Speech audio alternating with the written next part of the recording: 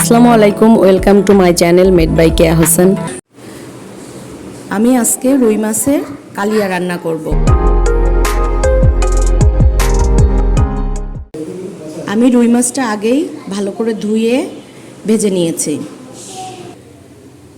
আমি কড়াইতে তেল নিয়ে নিয়েছি, তেলটা এবার গরম হয়ে গেছে। আমি এর ভিতরে একটু পেঁয়াজ কুচি দিয়ে দেব। পেঁয়াজটা আমি একটু ব্রাউন করে ভেজে নেব। পেঁয়াজটা হালকা ব্রাউন হয়ে গেলে এতে আমি পেঁয়াজ বাটা, আদা রসুন বাটা দিয়ে দেব।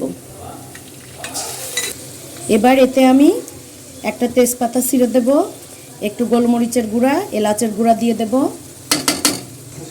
মরিচের গুঁড়া হাফ চামচ, হলুদের গুঁড়া হাফ চামচ, জিরে ধনের গুঁড়া 1 চামচ,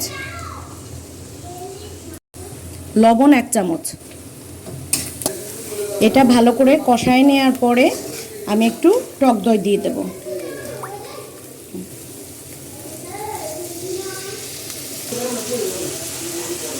এটা ভালো করে কষায় নেওয়া হয়ে গেছে। এবার আমি একটু পানি দিয়ে দেব।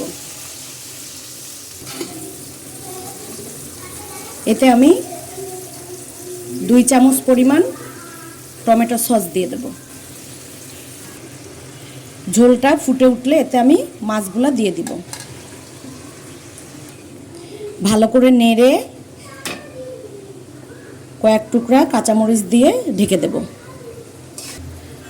অল্প একটু চিনি অ্যাড করব। খুব ঝটপট তৈরি হয়ে গেল রুই মাছের কালিয়া। গরম গরম পরিবেশন করুন।